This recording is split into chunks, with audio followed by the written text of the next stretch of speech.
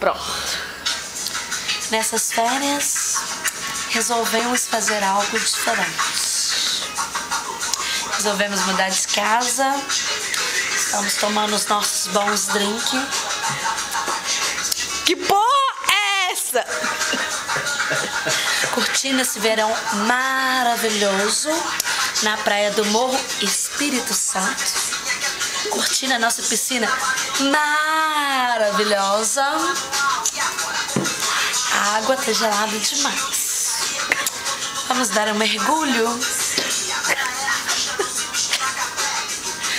Ainda teve gente que disse que eu tava na pior. Se você tá na pior, porra.